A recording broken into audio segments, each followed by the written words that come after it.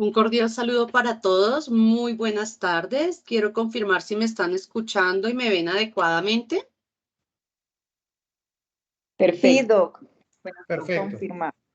Perfecto. Muchas gracias, doctora Jimena. Muchas gracias. Un cordial saludo y bienvenida. Para todos ustedes, sean bienvenidas a esta séptima tarde académica preparada por el Colegio Colombiano de Abogados Disciplinaristas para toda la comunidad interesada en actualizarse en temas de especial importancia en materia disciplinaria.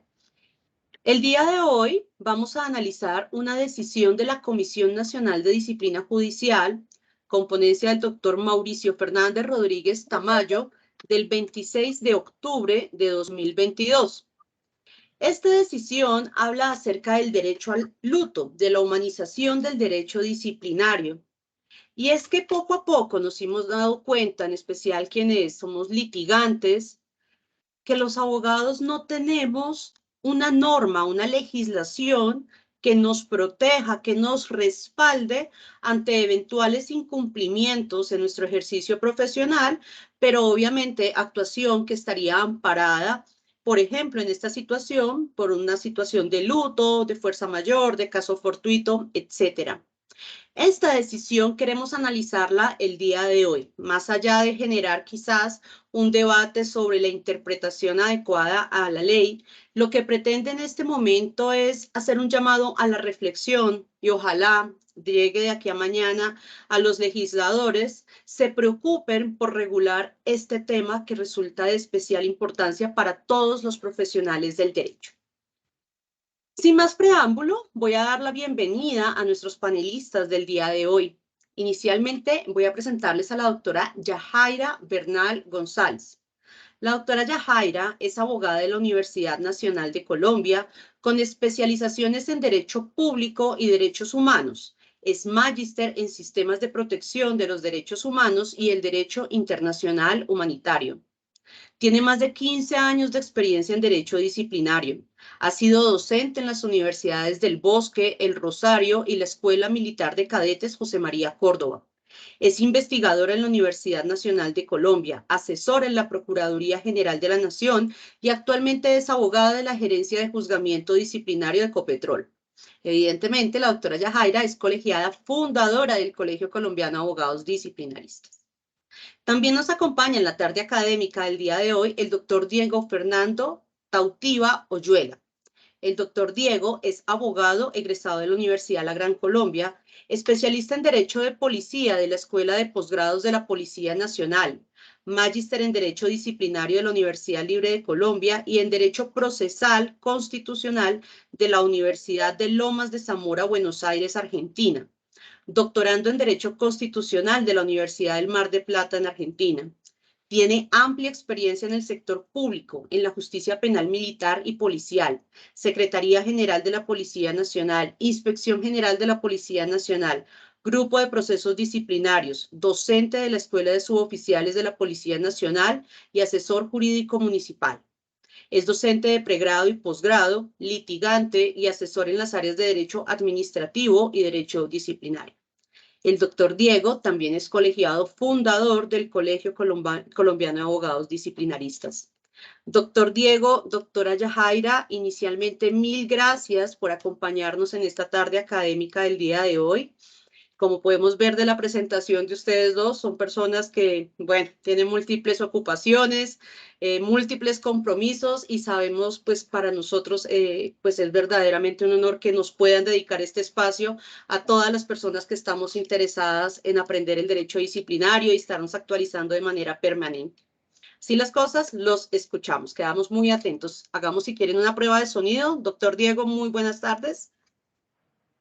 Doctora Lipdi, buenas tardes. Muchas gracias Muy por la buenas invitación. tardes. A usted, doctor. Doctora Yajaira, muy buenas tardes. Buenas tardes a ti y a todos los que nos acompañan el día de hoy. Muchas gracias por dedicarnos este tiempo de su agenda, que seguramente también es muy ocupada, y un placer estar aquí. Muchas gracias al colegio por la invitación. Claro que sí. Los escuchamos, doctores. El escenario es de ustedes. Gracias. Diego.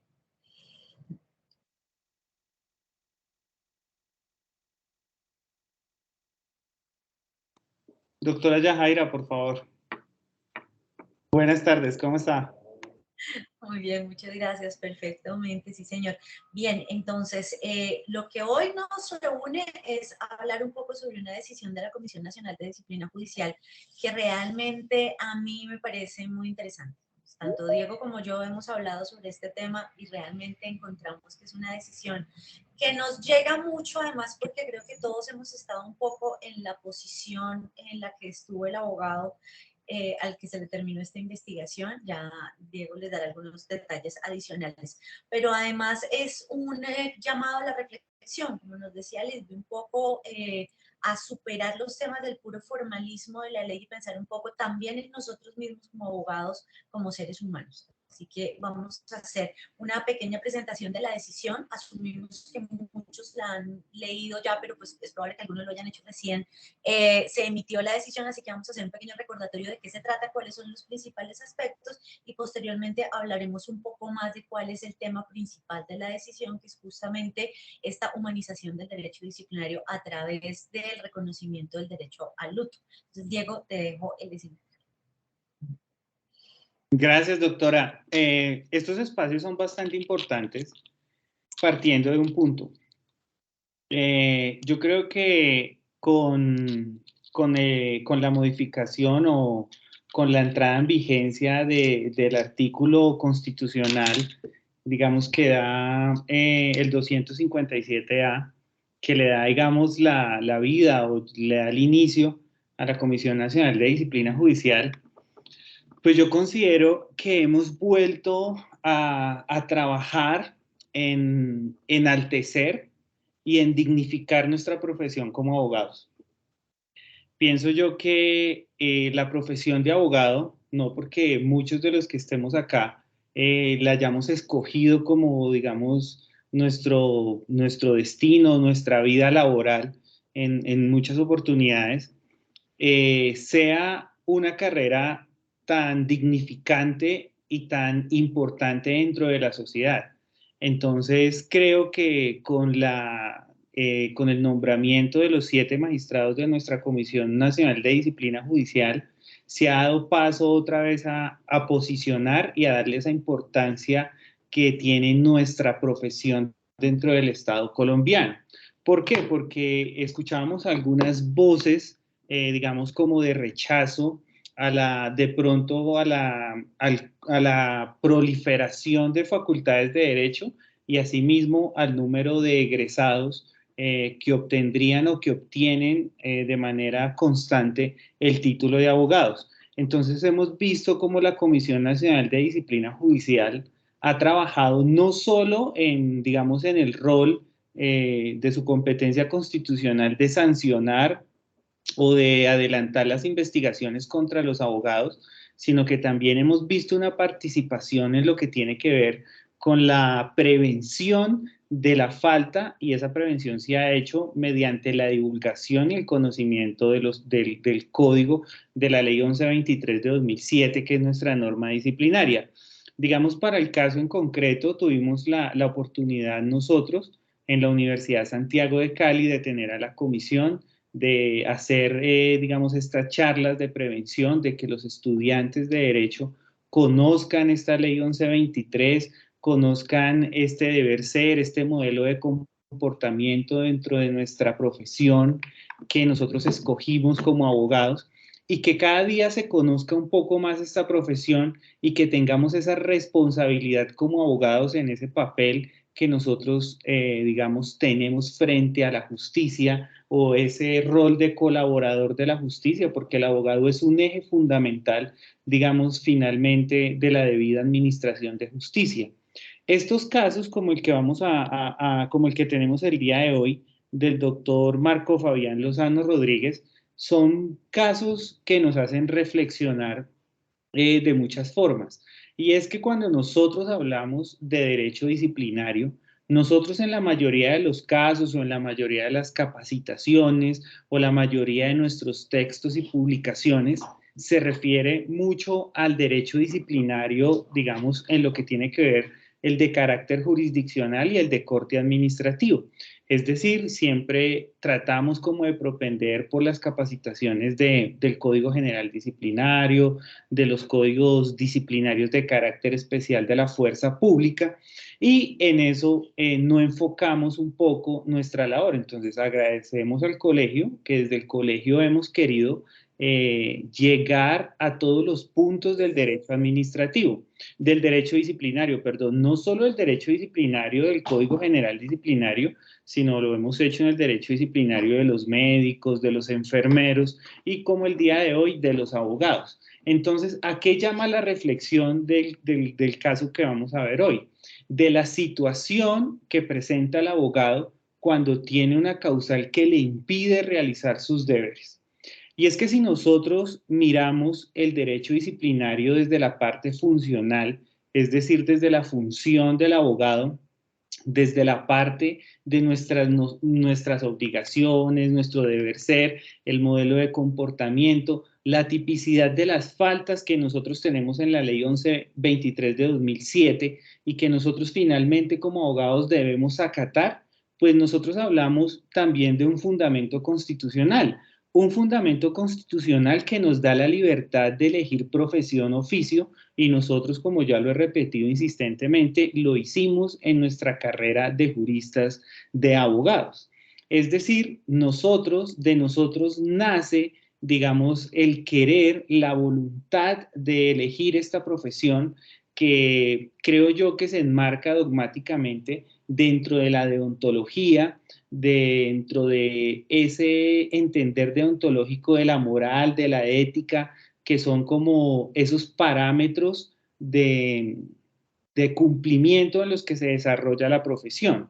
Pero ¿qué pasa cuando nosotros como abogados litigantes tenemos un problema que nos impide realizar nuestra función como abogados? ¿Dónde nos podemos amparar? ¿Cuál sería el sustento que nosotros podríamos presentar? O como lo decía la doctora Lipdi al inicio, ¿cuál sería la norma en que nosotros podamos tener unas garantías y unos derechos? ¿Por qué? Porque el derecho disciplinario siempre se centra en la obligación que tiene la persona de cumplir ciertas conductas que nosotros de antemano pues conocemos nuestras obligaciones, nuestros límites en las actuaciones, pero asimismo el desarrollo constitucional nos dice que debemos tener una serie de garantías para podernos desarrollar dentro de esa profesión y asumir, digamos, estas normas de tipo disciplinario que nos abarcan dentro de la profesión. Entonces, el caso del doctor Lozano Rodríguez es un caso muy particular, y es un caso muy particular porque digamos que el desconocimiento, y ya la doctora Yajaira lo va a ampliar un poco más, digamos que el desconocimiento de ese luto, de ese dolor, de ese impedimento físico de desarrollar nuestra profesión, pues digamos lo que no nace de la justicia colombiana como tal el reproche, sino que el reproche nace, y para mí es un reproche un poco acelerado, que nace de la persona, del cliente, de la contratación, del mandato que existe entre el doctor Lozano Rodríguez y el señor Gómez Quintero, que es su cliente, y donde se establece una relación de tipo laboral para adelantar un proceso de responsabilidad médica, porque miren esto ustedes, y esto es muy curioso. El señor Gómez Quintero ubica a nuestro compañero profesional del derecho para que adelante una acción de tipo indemnizatorio contra Saludcop EPS, porque él considera que en un tratamiento médico se le vulneraron sus derechos y se le causaron unos daños. Entonces, mire cómo es la situación. La persona, el cliente, sufre, digamos, un daño por parte de Saludcop EPS, y allí es que inicia nuestro proceso. ¿Y qué pasa? Que es esta persona que sufre este daño el que llega al punto de desconocer la situación de luto que sufre el profesional del derecho. Entonces, todo se centra en que en el año 2018, todo se centra que en noviembre del 2018, más exactamente el día 16 de noviembre, la justicia, el juzgado civil de Cúcuta, cita dentro del proceso de responsabilidad médica el 16 de noviembre, cita al profesional del derecho para la audiencia de alegatos de conclusión. Con la desafortunada, digamos, tragedia para el profesional del derecho, que su hija sufría o padecía de cáncer y días previos, 3 días anteriores a la realización de la audiencia, su hija sufre una complicación grave de salud. Hay que decirlo también que la hija de nuestro compañero abogado llevaba 7 años padeciendo esta gravosa enfermedad, y 3 días antes de la rendición de los alegatos finales previos al fallo de primera instancia, se complica acá en la ciudad de Bogotá y desafortunadamente la hija de nuestro compañero profesional del derecho fallece. Fallece de manera intempestiva, o sea, en una complicación, fallece y pues lógicamente el profesional del derecho debe trasladarse a la ciudad de Bogotá de manera inmediata y atender lo que tiene que ver con la situación de la muerte de su familiar, de su ser querido, de su hijo, que finalmente es lo que lleva a que lo inhabilite en poder desarrollar su acción. ¿Qué pasa? El proceso, al no presentar los alegatos, considera el cliente que en primera instancia el proceso se falla de manera negativa a sus pretensiones en sustento del quejoso, porque el abogado no presentó los alegatos finales y él mismo considera que es lo que conlleva a que se pierda, digámoslo, de manera introspectiva el proceso en primera instancia. ¿Qué pasa? Que dentro del trámite procesal, cuando se ordena el inicio de la apertura del proceso de la Ley 1123 de 2007, en la audiencia de pruebas y calificación, el abogado Lozano Rodríguez rinde la versión libre y allega algunas actuaciones que realizó diligentemente del proceso, porque hay que ver algo, nosotros con la doctora Yajaira revisamos el proceso y efectivamente el abogado siempre actuó de manera diligente, pero ¿cuál es la prueba, digamos, que conlleva a la sala jurisdiccional con competencia anterior en primera instancia a determinar la terminación anticipada del proceso? Y es nada menos que el registro civil de defunción de su hija, que coincide en las fechas para la rendición de los alegatos finales. ¿Cuál es el sustento de defensa del profesional del derecho? Que él presenta un incidente de nulidad ante el juzgado civil de Cúcuta, de conformidad con el artículo 159 del Código General del Proceso, donde allega la calamidad de enfermedad grave y el fallecimiento de su hija, lo cual el juzgado, la parte que desarrollaba el proceso, lo encuentra, digámoslo, acertado. Su no presentación está, digámoslo, está aceptada esa no presentación del abogado y se profiere la nulidad para que se presente el recurso de apelación contra el fallo de primera instancia y así se procede por parte del abogado. Entonces, la seccional del Consejo Superior de la Judicatura decreta, y eso ahorita lo va a hablar en profundidad la doctora Yajaira porque ella tiene su especialidad son los derechos humanos, porque, digámoslo, el criterio que se tiene para determinar la finalización del proceso es que la falta disciplinaria estuvo acreditada por una fuerza mayor que le impidió al disciplinable asistir a la audiencia del 16 de noviembre del 2018 a raíz de que no podía desconocerse el dolor que podría sufrir una persona cuando un hijo fallece.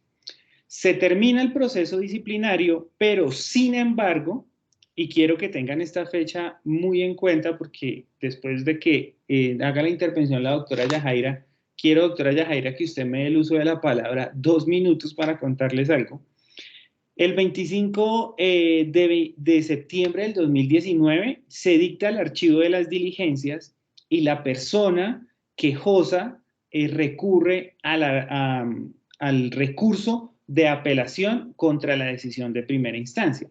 Pero esto es algo muy curioso, porque esta persona ya no recurre con los argumentos de que el abogado, el profesional del derecho, no fue diligente, sino lo que él nos viene a decir ahora es que dentro del actuar y el devenir en el negocio jurídico que ellos tenían en el contrato de servicios que tenían, aduce el quejoso que él le prestó 2 millones de pesos al disciplinado y que el disciplinado los hizo pasar como si fueran unos gastos procesales. Y aquí es muy importante la intervención de nuestro magistrado, el doctor Rodríguez Tamayo, en los límites que tiene el quejoso dentro del derecho disciplinario.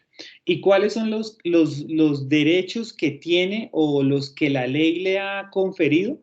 Pues el primero, el presentar la queja, ampliarla, aportar si tiene prueba y recurrir únicamente a algunos actos procesales como lo son en este caso el auto de archivo de terminación del proceso disciplinario en contra del abogado. ¿Qué nos dice el doctor Rodríguez Tamayo respecto a la nueva, digámoslo, a la nueva ampliación que se le hace a la queja en ese recurso de apelación o el nuevo motivo que considera el quejoso debe ser sancionado al disciplinado? Lo dice el doctor Rodríguez Tamayo, que en esos límites, en esos mínimos y máximos que tiene el quejoso, cuando se presentan este tipo de recursos de apelación, el quejoso no puede adicionar hechos extras que no fueron puestos de conocimiento de la jurisdicción disciplinaria en el momento de formular la queja o de ampliar la misma. Porque estos nuevos, digamos, los fundamentos que se presentan para revocar una decisión, lo que hacen es ser lesivos al debido proceso y al derecho de defensa del disciplinado, y la comisión no lo puede tener en cuenta porque sorprende al disciplinado y el disciplinado durante el trámite del proceso disciplinario que se ha adelantado no tuvo la oportunidad de objetar, de solicitar pruebas sobre lo mismo o de poder, digámoslo, contradecir los dichos sobre este préstamo del dinero. Entonces, en primera instancia, el motivo en el que se fundamenta el recurso de apelación, que no es otro que un supuesto préstamo de dinero y la utilización de los mismos para unos gastos procesales, pues no se van a tener en cuenta en lo que tiene que ver con resolver el recurso de apelación. Entonces, es muy importante centrar la acción en que la acción se presenta, la queja se presenta sin que ni siquiera se haya decidido de fondo del proceso, ya que el proceso fue nulitado, se permitió la presentación del recurso de apelación y se surtió al tribunal correspondiente. Entonces, miremos que en primera instancia no se toman los argumentos de este nuevo hecho o este supuesto préstamo de dinero. ¿Qué queda entonces para el trámite de la segunda instancia? La competencia y entrar a resolver el caso en concreto. Sí fue una fuerza mayor lo que se presentó dentro de como un eximiente de responsabilidad disciplinaria, o se puede desarrollar o se puede entrar a humanizar y reconocer de pronto vía de esta jurisprudencia, digámoslo, un derecho de luto a los abogados en Colombia. Doctora Yajaira, la escuchamos.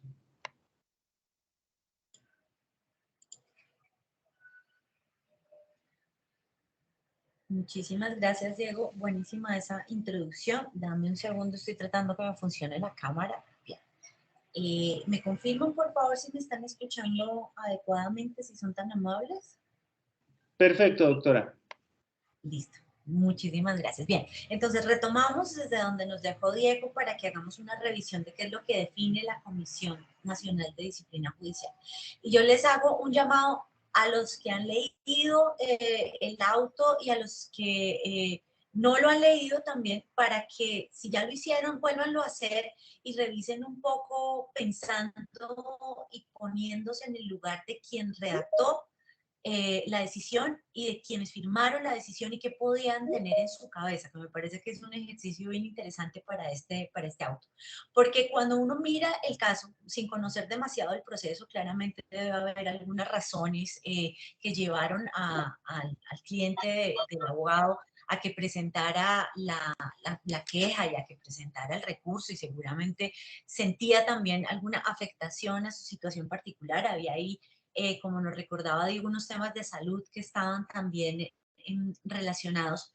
Lo cierto es que cuando uno lee el caso y cuando uno mira el caso, y yo creo que eso nos pasa a todos los que hemos manejado derecho disciplinario, uno tiene una sensación de no me parece justo sancionar aquí, más allá de que uno tenga claro jurídicamente cuál sería la estructuración, cuál sería la causal para terminar, para archivar, la causal de exclusión de responsabilidad.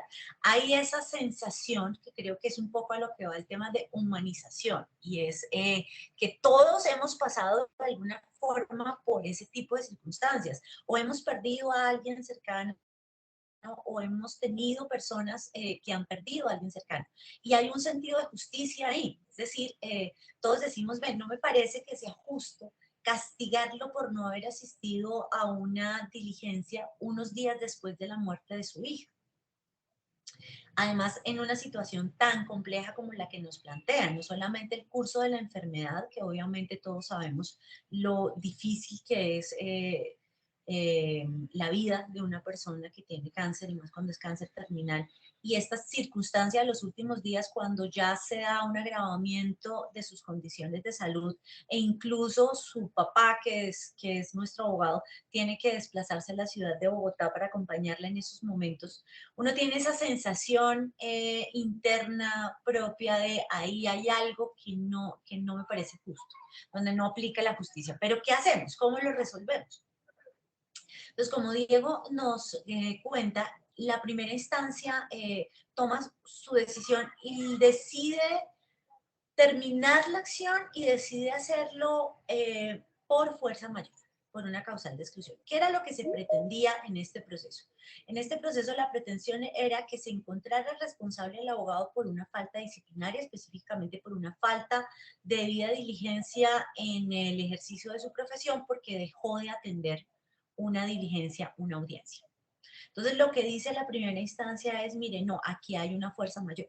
O sea, hay una situación, además hace una mención que a mí me parece una mención que de nuevo es una accesión a este tema humano que todos tenemos, y es, mire, hay una afectación no física, listo, está bien. No sabemos si el señor físicamente estaba en condiciones o no de atender la diligencia, pero si hay una afectación espiritual, ni siquiera nos dicen mental o psicológica, es una afectación espiritual.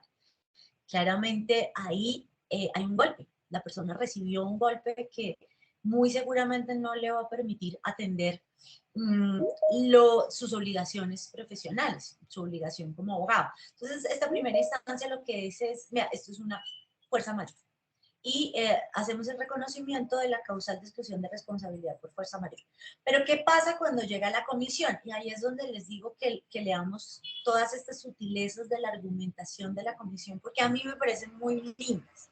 Como les decía Diego, yo he desempeñado buena parte de mi carrera profesional en el derecho disciplinario, pero mi formación académica es en derechos humanos y VIH. Y me parece muy, muy lindo ver cuáles son las sutilezas de la argumentación del fallo, porque lo más fácil hubiera sido pues sostenerse en lo que ya había dicho en la primera instancia, hacer el reconocimiento de la fuerza mayor, mantener la terminación del proceso, y ya en la medida en que el argumento nuevo que había surgido, que era este tema de la entrega de los dineros, pues ya se había despachado. Pues es un tema nuevo, no estuvo en la queja inicialmente, no hizo parte del proceso, viene a aparecer ahora y no tenemos por qué analizarlo, sale. Y reitero, lo más sencillo hubiera sido sencillamente decir, miren, aceptamos que hay efectivamente una fuerza mayor, y entonces mantenemos la decisión de la primera instancia y se da por terminada la investigación. Sin embargo, la comisión no hizo eso. Y no lo hizo ni siquiera con un despliegue muy grande argumentativo frente a por qué no era aplicable la fuerza mayor. Si ustedes leen la decisión, hay una definición de lo que es la fuerza mayor, se trae en unas citas donde se dice, mire, la fuerza mayor es una situación imprevisible, irresistible, que pues que impide hacer el cumplimiento de las funciones, traen algunas citas, pero no hace mayor desarrollo de esa fuerza mayor en el caso. Entonces lo que nos dice la comisión es, miren, en este caso es imprevisible, sí, sí es una situación imprevisible, a menos que estemos en unas circunstancias muy específicas, muy particulares y excepcionales. Cuándo va a morir alguien es algo que no podemos prever. La muerte, sabemos todos, es una condición que ha de llegar, pero no sabemos cuándo, en qué circunstancias, cuál va a ser el día o la hora.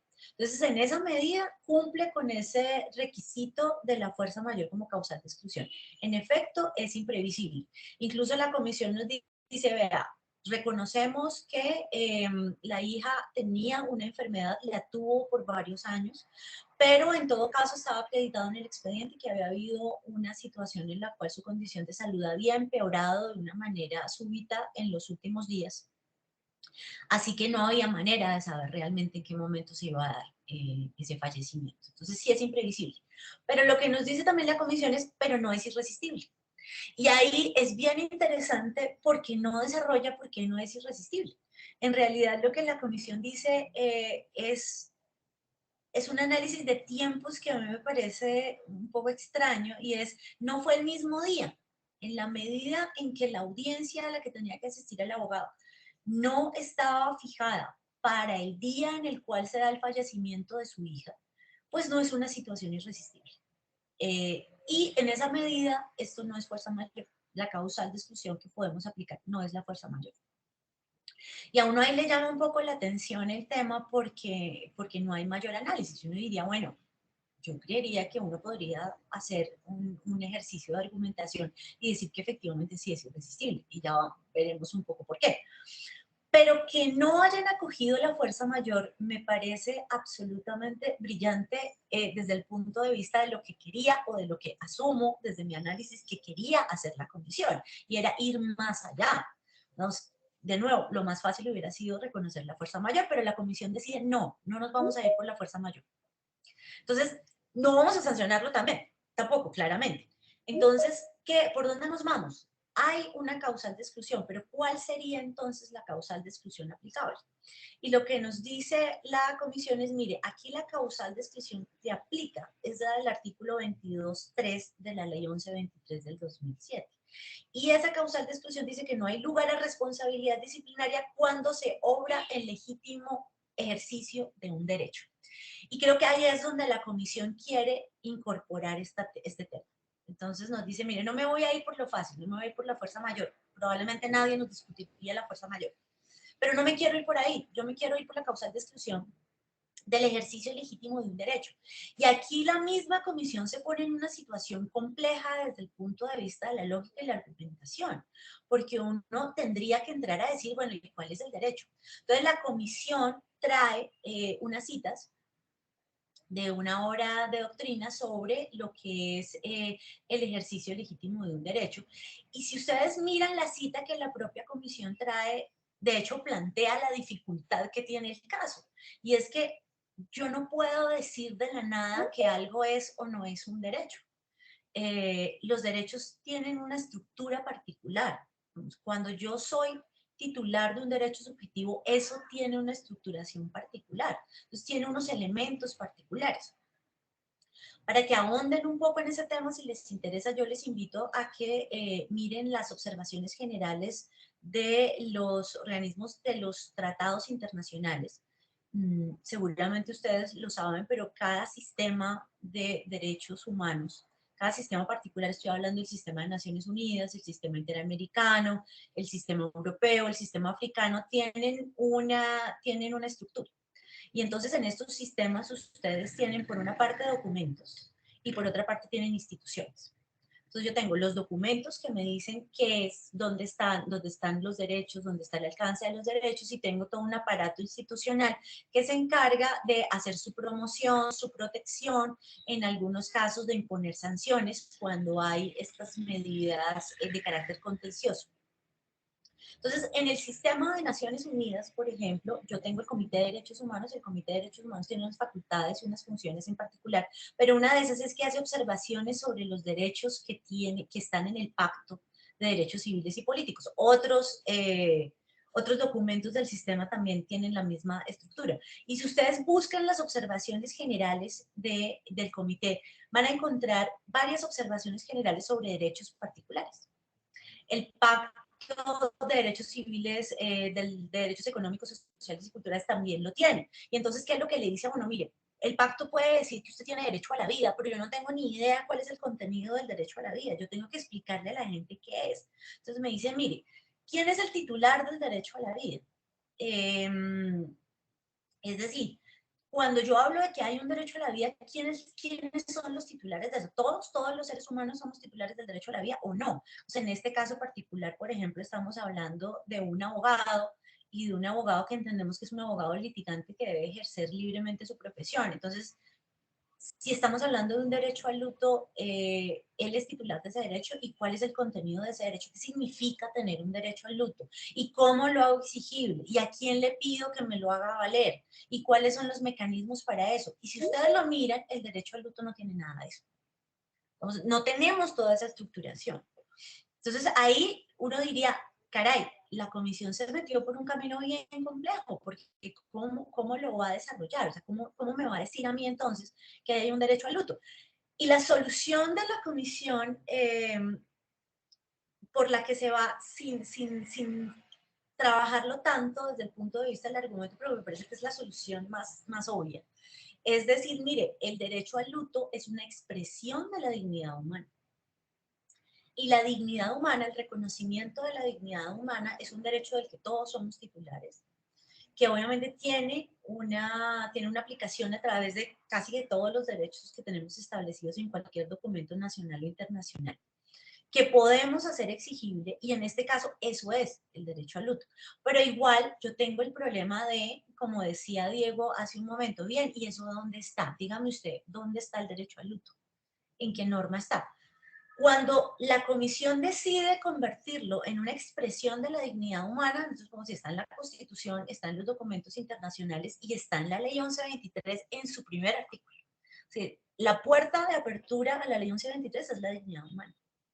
Y es la dignidad humana, no como todos tendrán derecho a la dignidad humana, no, de hecho lo que dice la ley es quien intervenga en la actuación disciplinaria será tratado con el respeto debido a la dignidad inherente al ser humano. De todos los que intervengan en la actuación disciplinaria tienen que ser tratados con esa dignidad. Entonces, de ahí vendría un poco el derecho al luto.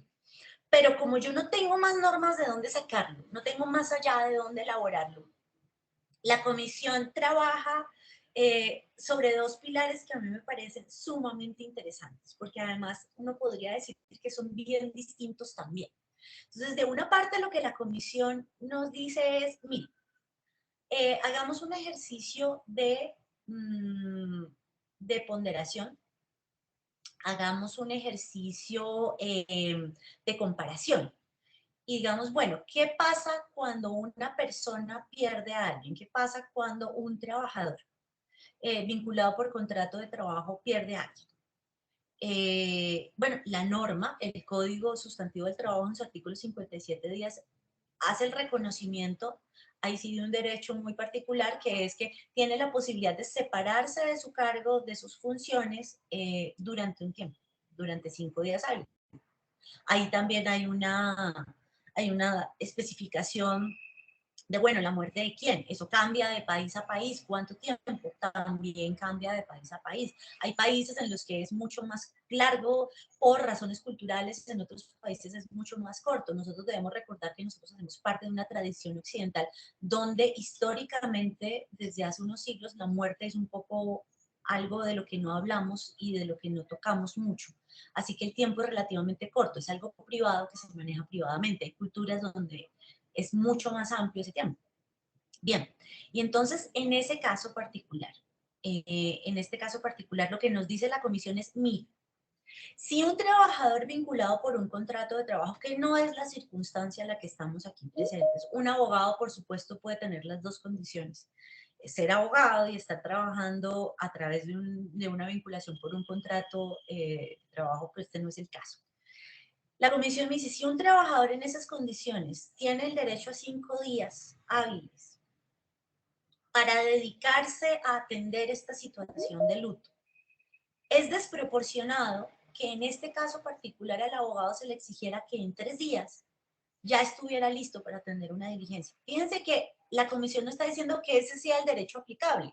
Lo que está diciendo es, mire, si ese derecho existe en algún campo de nuestro ordenamiento jurídico, es un reconocimiento de que esa situación se da y que afecta a la persona. Y si allá se dieron 5 días, no entendemos cómo aquí no vamos a dar al menos 3 días, que era el tiempo que lo separaba de la diligencia, de la audiencia. Entonces traemos esa comparación con la norma del Código Sustantivo de Trabajo, pero realmente la piedra de toque de la decisión de la comisión, que es obviamente donde está...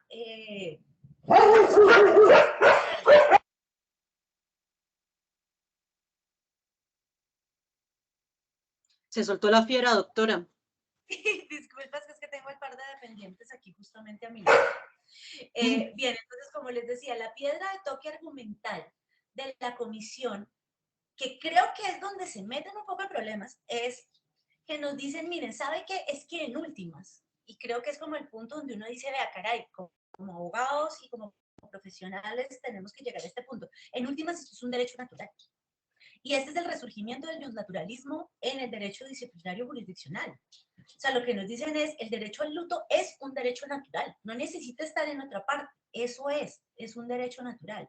Incluso nos traen la gran obra del derecho natural, que no es jurídica, pero que es una gran obra jurídica de derecho natural, que es Antígona. Entonces dice, mire, yo no tengo una ley que traerle, yo no tengo una norma que traerle a usted para decirle que este señor tiene ese derecho. No tengo un artículo, no tengo un decreto, no tengo una convención, no tengo algo que darle a usted para eso. ¿Sé qué le voy a dar? Le voy a dar Antígona. Eso es lo que le voy a dar. Y Antígona es una obra clásica y es una obra maestra. Y para los que recuerdan de qué se trata Antígona, es la continuación de la historia del Edipo Rey. Y Antígona trata de la sucesión de Edipo. Y es una sucesión que estaba un poco sin zanjar, no estaba tan clara. O sea, si el que no se acuerda de Antígona, si se acuerda de Juego de Tronos, está perfecto. Entonces, tenemos una sucesión no zanjada y tenemos 2 herederos al trono que tienen iguales derechos. Entonces, ¿cómo hacemos si no tengo claro cuál de los 2 va a ser? Entonces, un poco la decisión es, bueno, es que se turnen. Obviamente eso es un desastre. Claramente cuando uno tiene el poder ya no quiere dejarlo. Y entonces se da una pelea entre estos 2 hermanos, que son hermanos, y bueno, la cosa es que uno de los 2 termina muerto. El que termina muerto no era el que estaba reinando, y en esa medida hay una decisión del Estado, que es que por castigo, porque se rebeló contra su rey, como castigo no se le puede dar sepultura. Así que toca dejar que su cadáver se pudra pues a los elementos, a la naturaleza. Ese es el punto. Antígona, que es hermana de los 2, dice, no puede ser. O sea, nosotros tenemos una religión, tenemos una cultura, y dentro de esa religión es absolutamente trascendente que yo cumpla unos ritos funerarios. Y yo no puedo dejar de cumplir con esa obligación con mi hermano. Así el que da la orden sea el gobierno de mi otro hermano. Yo no puedo dejar de hacerlo. Y la comisión trae una frase de Antígona que por supuesto es la base del derecho natural, si uno quiere, y esa frase es, mire, yo prefiero responderle a los hombres que responderle a los dioses. Prefiero incumplir las normas de los hombres que incumplir las normas de los dioses. Y por ahí se nos va la comisión. A mí eso me parece absolutamente maravilloso porque es meterse en un lío, obviamente, con todos los avances que hemos tenido en filosofía, el de positivismo, el derecho natural, todas las escuelas que todos ustedes conocen también. La comisión nos dice, mire, esta es la que yo encuentro, esta es la que yo encuentro. Derecho natural, y me voy por Antígona. Y me parece una salida hermosa desde el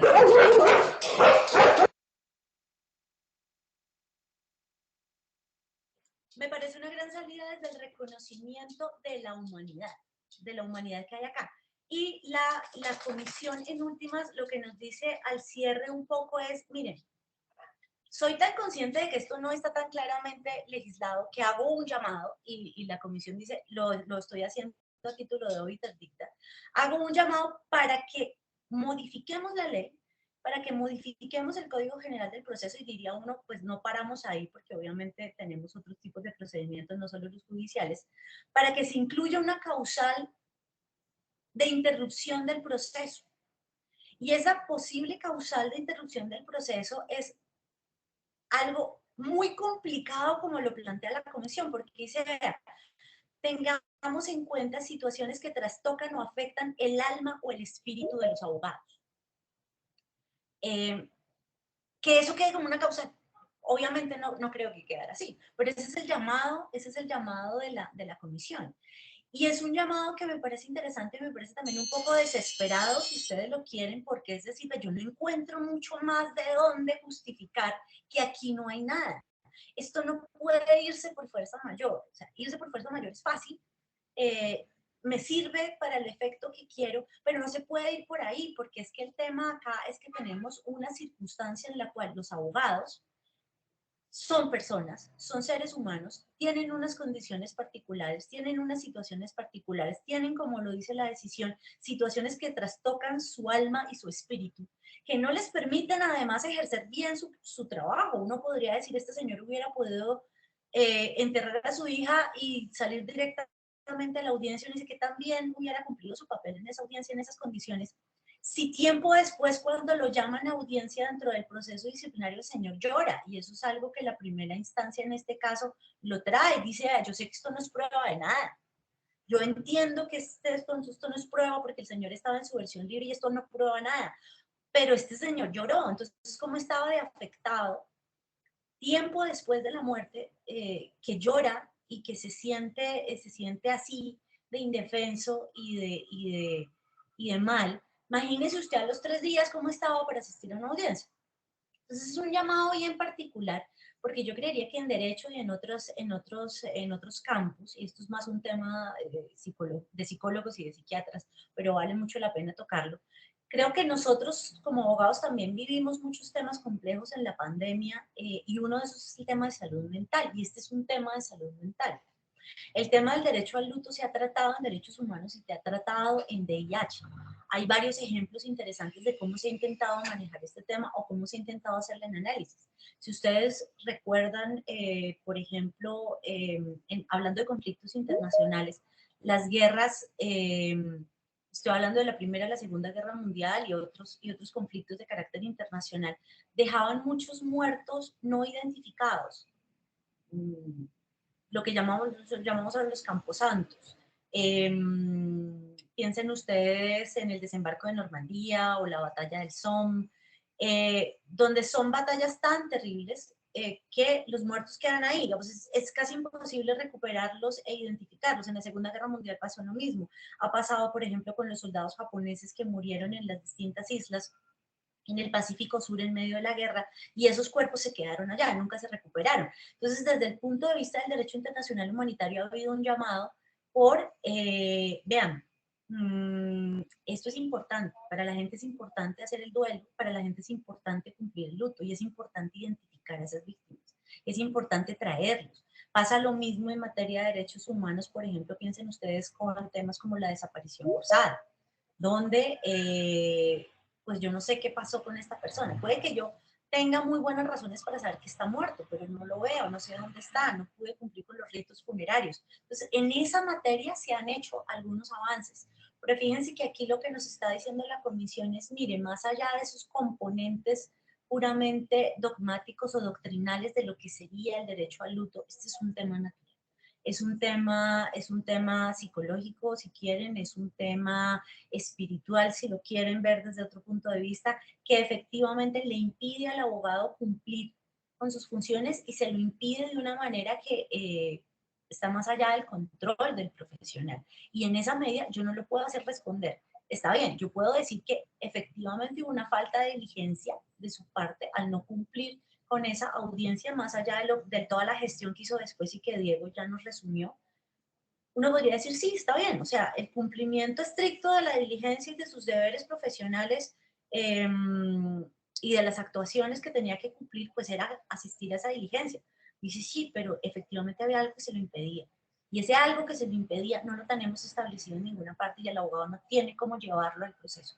Entonces tenemos que darle algo, tenemos que darle una herramienta. ¿Qué dice la comisión? Mire, yo le doy esto, le doy este argumento. Mientras logramos modificar la ley, le voy a dar esto. Y le voy a dar esto, es un llamado a la humanidad, es un llamado al derecho natural, está bien, se abrirá la tierra y me tragará, porque obviamente esto tiene muchos defensores, pero también muchos detractores.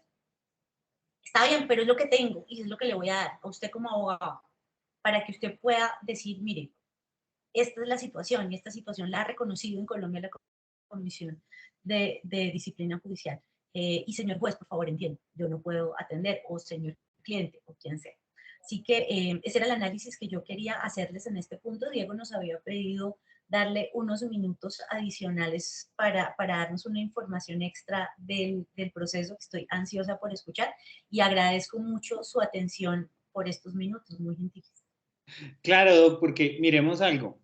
Cuando tú hablas o cuando esta sentencia, esta providencia que digámoslo no es tan larga como uno creería o está acostumbrado en otras decisiones del doctor Rodríguez Tamayo, sí es un punto de inicio para que exista esa humanización. Entonces, que como yo les digo, si bien es cierto, tenemos un régimen disciplinario que nace de la voluntad de nosotros elegir una profesión, de la ética, de la moral, pues digamos lo que no sé si quepa acá la palabra sujeción, no sé si esa sujeción también debería tener algo más de derechos a favor del abogado litigante. Es decir, la garantía, como se dice en la sentencia, que en el luto del trabajador, digámoslo, del estándar general, cuenta cuenta el mismo con un derecho a una licencia de 5 días hábiles remuneradas. Entonces, ¿por qué en el caso de los abogados no puede suceder lo mismo?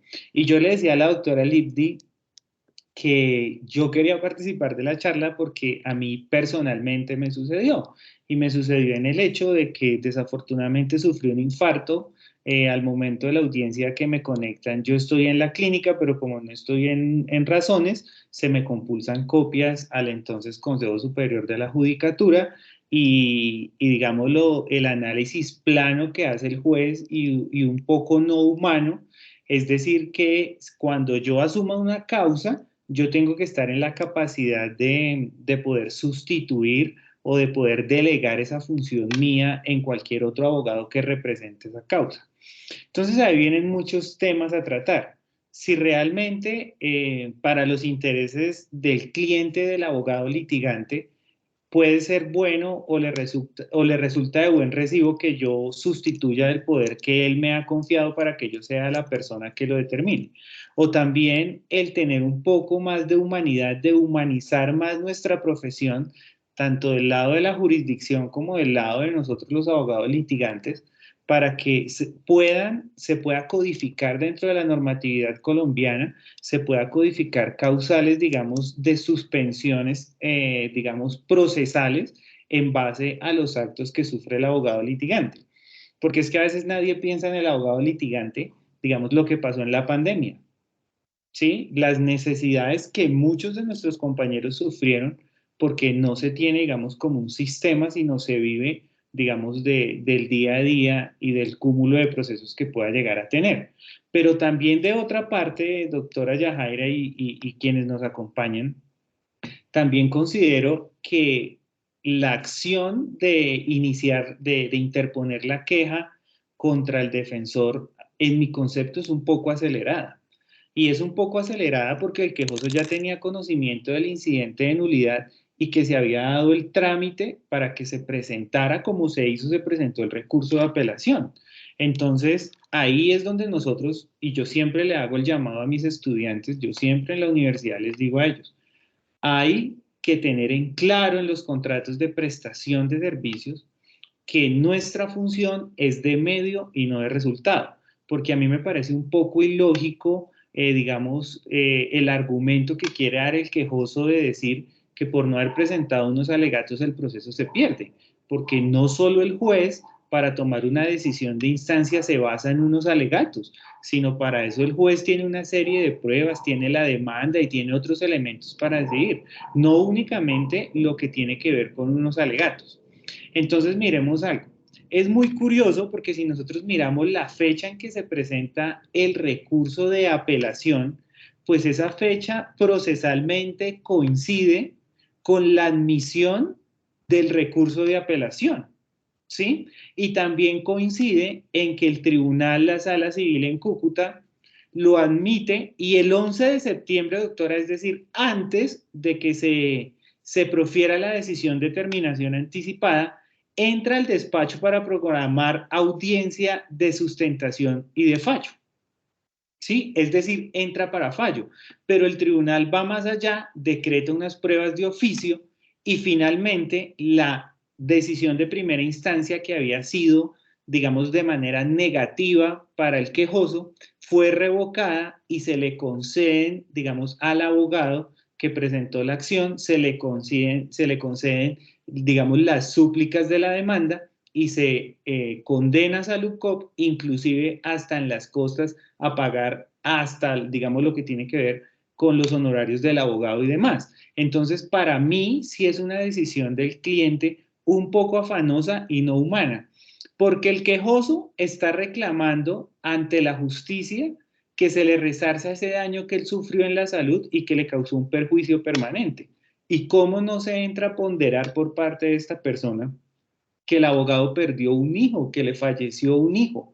Y yo creo que el sustento que tú dices, doctora, respecto a que hacen el relato de que la hija de nuestro colega llevaba 7 años con la enfermedad y empeora su salud de un momento a otro, es cuidando lo que yo te digo, esa humanidad, porque también podría caber un concepto no humano que diga, pero es que si tenía una enfermedad de 7 años, pues él debió haber previsto que era una enfermedad catastrófica, porque ese es el punto de vista que tiene el quejoso. Entonces sería muy bueno hoy en día preguntarle al quejoso cómo se siente con la reparación y la indemnización que Saludcop le reconoció en base a la función y en base al trabajo que realizó el abogado litigante, en el cual él afanosamente inicia una acción disciplinaria porque considera que hay una desatención a su proceso.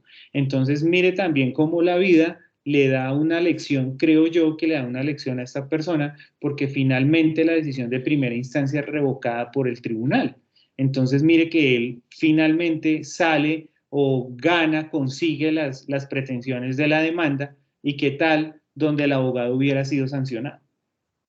Estaríamos hablando pues hoy en día de una clara injusticia, porque pues desafortunadamente el fallo del proceso se viene a dar ya para el 26 de noviembre del 2020.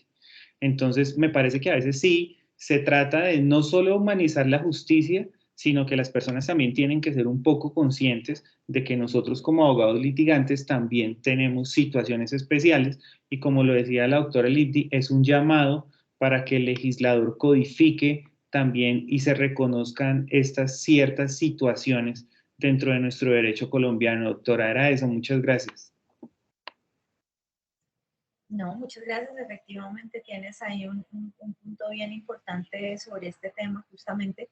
Además que es interesante que el tema fuera de salud, o sea, que de entrada el tema era de salud, y aquí estamos viviendo también una afectación por una enfermedad grave, catastrófica, larga, que fue larga, 7 años de esta mujer. Entonces creo que ese es el llamado que nos hacemos todos, y yo lo hago también para el operador disciplinario. Nosotros tenemos muchos trámites disciplinarios que no contemplan posibilidad de interrupción, ninguna. No lo tiene previsto la norma, ¿no? Yo tengo tanto tiempo para presentar alegatos, tanto tiempo para presentar descargos. Si no lo hago en ese tiempo, lo siento de malas, si lo presento se dan por no presentados. Y a veces hay situaciones que uno también tiene que entrar a ponderar, y no me dice la norma que yo lo pueda suspender. Está claro, sí, está bien, la norma me dice son 10 días y son 10 días, pero es que yo también tengo esta posibilidad de decir, por humanidad, la norma no me lo dice, pero ahí está la Constitución, está la dignidad humana, le suspendo un día, 2 días, 3 días, tómenselos, hágalo y presente sus alegatos, presente sus descargos, presente lo que tenga que presentar. Ese era el llamado. Doctora Lidia, muchísimas gracias por el espacio, de verdad, muy interesante. No, a ustedes muchas gracias. Acá le estoy diciendo a unas amigas qué cosa tan tremenda esta exposición. esta decisión de parte suya, doctora Yajaira, de parte del doctor Diego, increíble. Yo creo que todos estamos boquiabiertos. Tremenda, tremenda, una decisión muy interesante. Yo me acuerdo de la primera vez que la compartieron en el grupo del colegio, yo decía, oiga, pero es que eso es muy obvio, ¿cómo iban a sancionarlo? Y me dio fue como rabia. Yo dije, desgastarnos pues en esta sentencia tan básica. No, no, no es tan básica.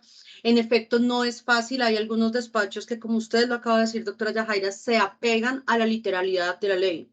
En alguna entidad que trabajaba hace algún tiempo, una persona investigada manifestó: mire, yo quiero defenderme, quiero estar en el proceso, pero tengo un embarazo de alto riesgo. No puedo en estos momentos comparecer. Alguna persona dijo como, pues así es la vida, que nombre un abogado. Y yo le dije, no, no, no, no, esto es un tema de humanidad, por Dios. Hay algo que los psicólogos llaman la empatía con la persona. Esperemos un tiempo, no va a pasar nada y que esta persona pueda tener a su bebé, nosotros no vamos a tener ningún cargo de conciencia y posteriormente vamos a adelantar la investigación disciplinaria. Pero bueno, eso es como el llamado.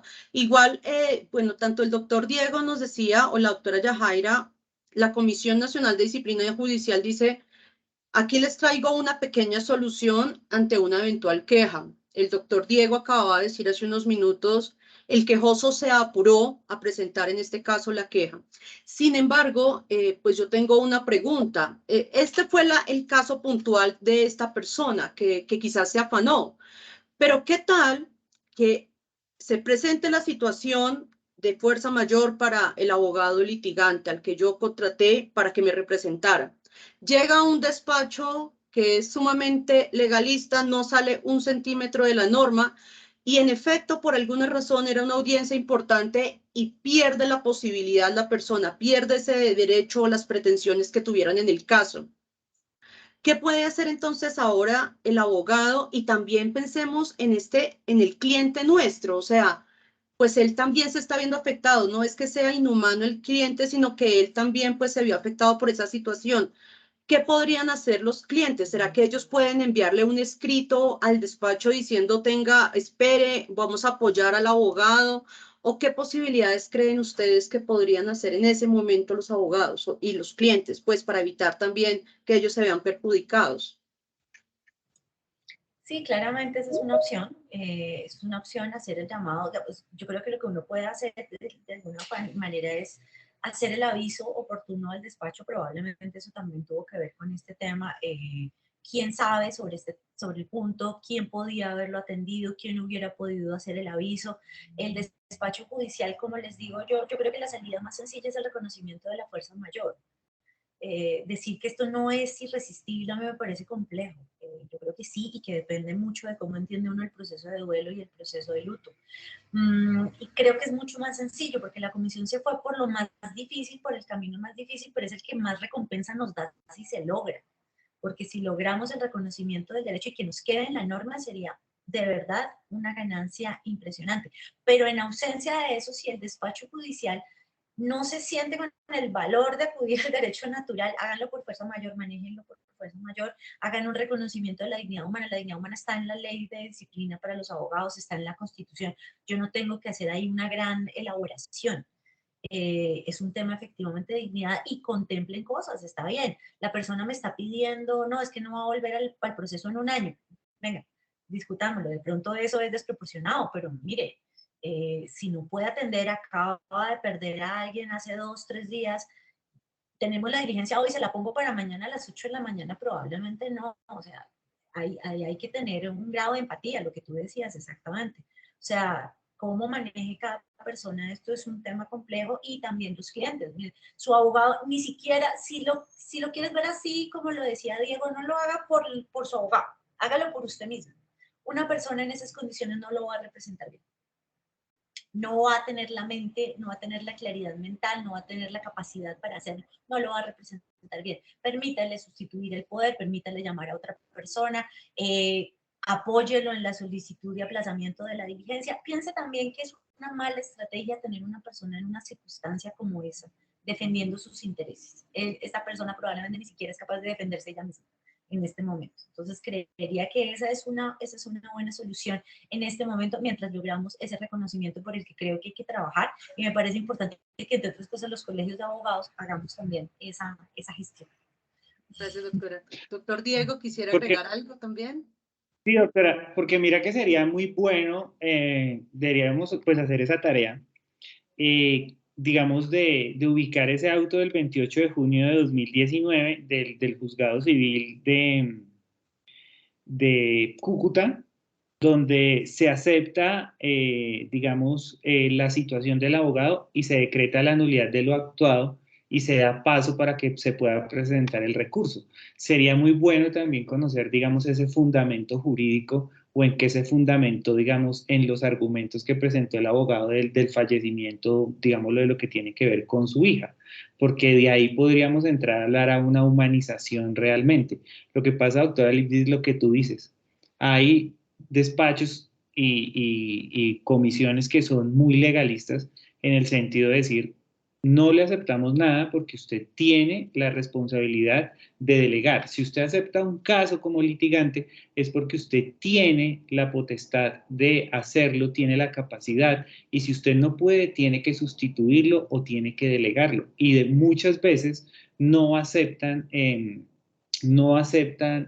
las excusas que son válidas en muchas oportunidades. Pero también, ¿qué es lo que pasa? Es una reflexión.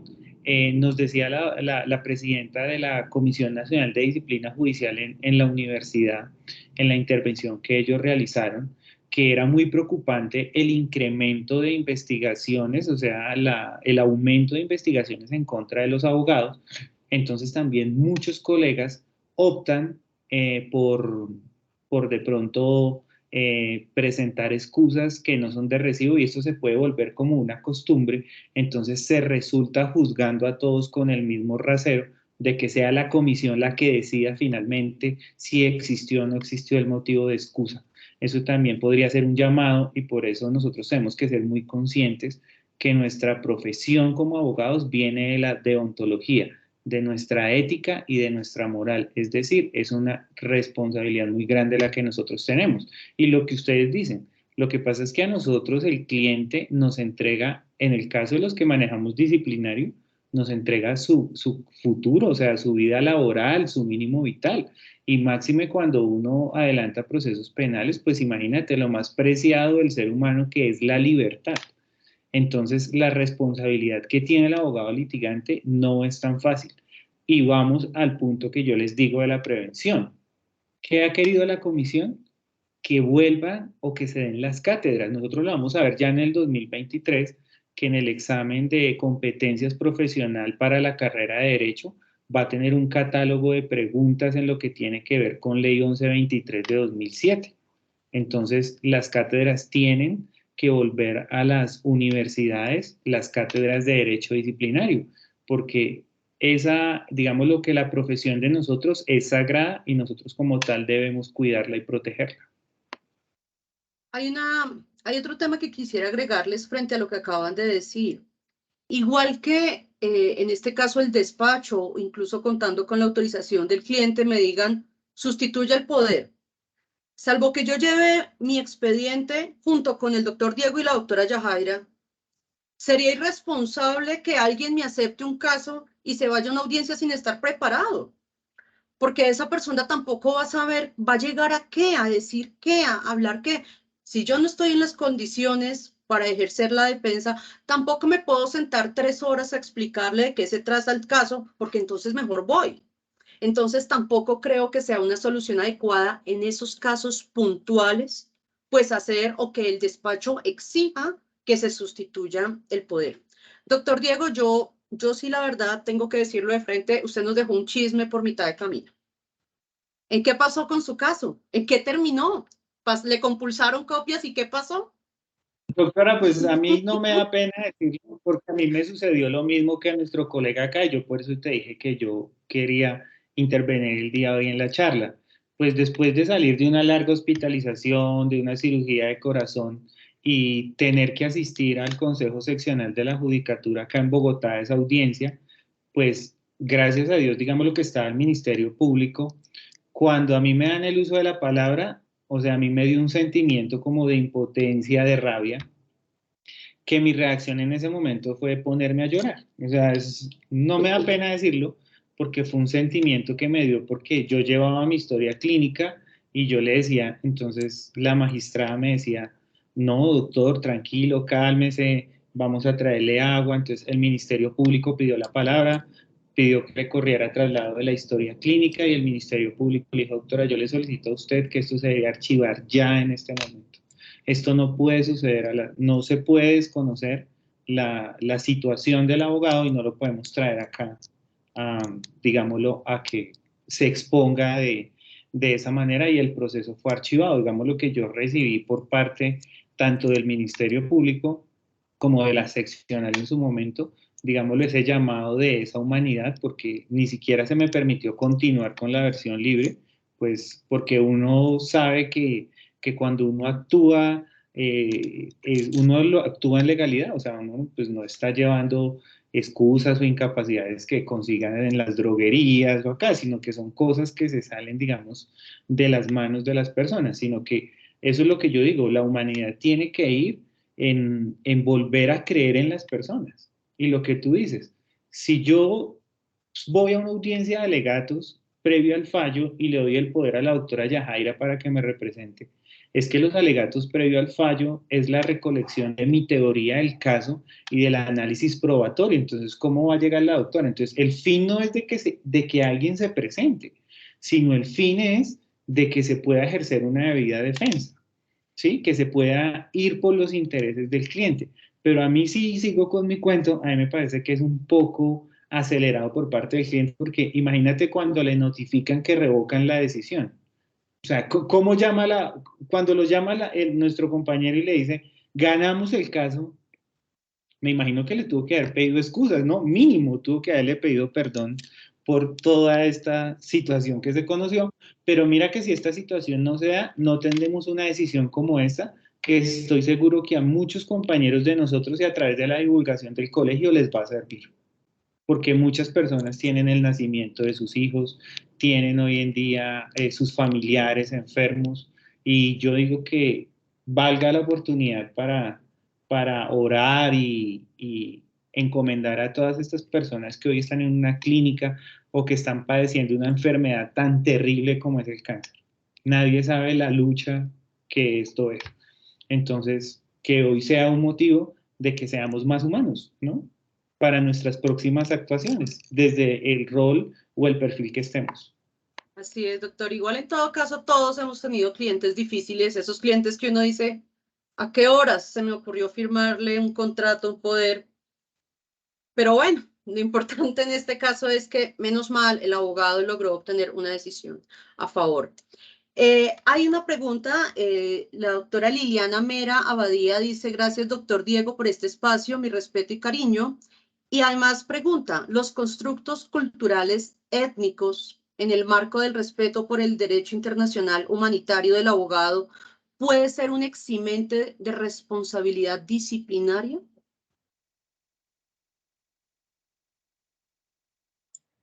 Sí, es posible que se haga ese tipo de reconocimiento, digamos, especialmente en materia de derecho internacional se ha hecho mucho estudio sobre este aspecto y uno tiene etnólogos, tiene antropólogos, tiene sociólogos que hacen esas evaluaciones sobre los temas de responsabilidad y en lo que tiene que ver con ese tipo de reconocimientos. Habría que ver cuál sería el caso particular, pero efectivamente eso es, y que tú lo tuvieras en cuenta para un caso particular, además deriva de la Constitución, porque es que la Constitución te dice que este es un país de diversidades, y de diversidades étnicas y de diversidades culturales. Incluso tenemos una jurisdicción especial indígena. Entonces tenemos este tipo de reconocimientos que nos dicen, mire, hay formas distintas de ver el mundo.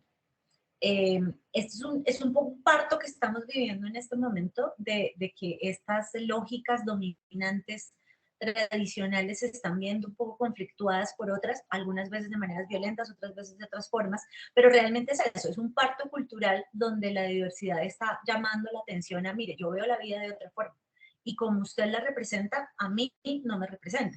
Hay decisiones interesantes de los tribunales internacionales sobre ese tipo de cosas, digamos, no en este marco específico de responsabilidad de un abogado, pero sí los hay, porque ha habido casos que se han tenido que trabajar con antropólogos y con sociólogos, porque realmente la norma a ti no te da esta resolución. Cuando yo tengo casos, por ejemplo, con comunidades indígenas en marcos internacionales, es muy difícil entender, por ejemplo, que una violación de un derecho desde el Estado se evalúa no desde la norma de la convención, la comisión, lo que tú quieras, sino desde la cosmogonía de un pueblo. Cuando hablamos, por ejemplo, de tierras que son sagradas y que son utilizadas para ciertas destinaciones, que aquí ya lo estamos viendo con todo el tema de las consultas previas y todo eso. Entonces sí tienen ese tipo de reconocimientos. Es bien importante que se hagan esas miradas, y por eso me parece interesante hacer la mirada conjunta con todo ese constructo del derecho internacional de los derechos humanos, porque realmente hay elementos bien importantes que podríamos traer al derecho nacional y que serían mucho el análisis. Muchísimas gracias. Doctor Diego, ¿quiere agregar algo al respecto? No, doctora, quería que la doctora Yajara interviniera porque un saludo a la persona que nos realiza la pregunta, la doctora Abadía, porque tuvimos una gran lucha con ella. O sea, fueron luchas y luchas para que finalmente le pudieran, digamos, como restablecer sus derechos, y pues yo creo que la pregunta de ella iba enfocada en eso. Pero afortunadamente ya se los restablecieron, entonces mi saludo para ella y muchas gracias por acompañarnos. Enhorabuena, qué bueno. Previo a que demos uso de la palabra a quienes en este momento nos acompañan, si quieren dar su posición, apoyar o controvertir, este espacio es académico y todas las opiniones son bien recibidas y son respetadas. Quiero recordarles 3 anuncios parroquiales. Primero de ellos, la otra semana, el viernes 25 de noviembre, tendremos encuentro internacional. La doctora Yajaira, el doctor Diego Tautiva también van a estar presentes en este encuentro internacional organizado por el Colegio Colombiano de Abogados Disciplinaristas. Se va a llevar a cabo en la ciudad de Ibagué, 100% presencial, no será transmitido, gratuito, abierto al público, será certificado. Y el link de inscripción lo van a encontrar aquí, lo he enviado en el chat para que se puedan inscribir y participar en este evento. Va a estar excelente, excelente, excelente. Todos cordialmente invitados a este evento. En segundo lugar, recordarles, quienes así lo desean, todos sean bienvenidos al Colegio Colombiano de Abogados Disciplinaristas, para lo cual, si ustedes quieren obtener información de cómo afiliarse, de qué requisitos se deben cumplir y demás, les invito a que nos escriban al correo electrónico colegiodisciplinario@gmail.com. Y finalmente señalarles que esta tarde académica, a partir de mañana a las 8 de la mañana, la verán publicada en el canal de YouTube del Colegio Colombiano de Abogados Disciplinaristas, para que la puedan consultar, para que la puedan compartir, y sin lugar a dudas, pues será una herramienta también de apoyo académico para todos. La próxima tarde académica será el 1 de diciembre de este año, creeríamos que la última por este año, para que todos puedan disfrutar de sus merecidas vacaciones de fin de año.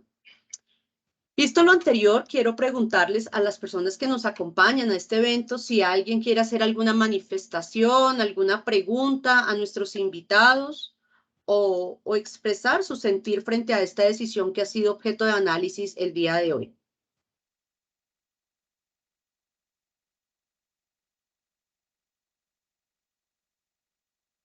Parece que todo está muy claro, doctores.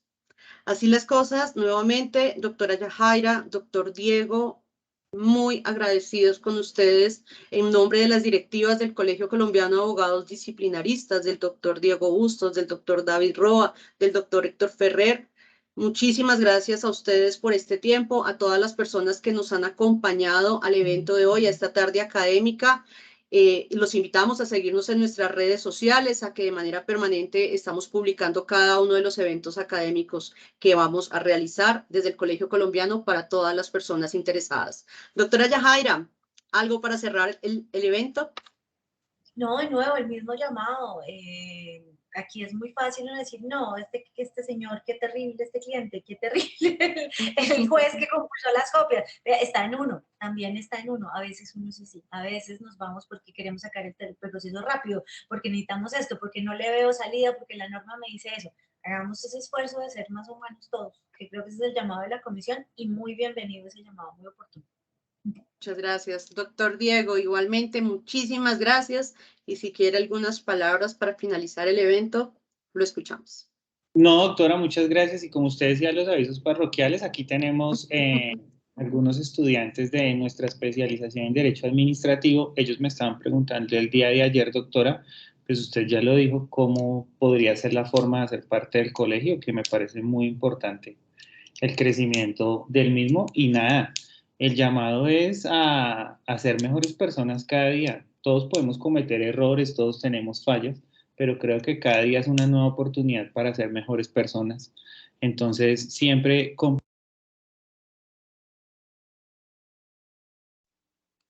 tenemos que entender que los otros también tienen un mundo, ¿no? Se silencia. Pues digamos que todos tenemos un mundo y es importante que tengamos esa tolerancia, ¿verdad? Es una bonita reflexión que yo creo que cabe mucho en nuestra profesión, porque nuestra profesión, más que ser colaboradora de justicia, yo creo que es la que más dignifica y presta servicio a la sociedad. Gracias, Doc. Muy amables a todos.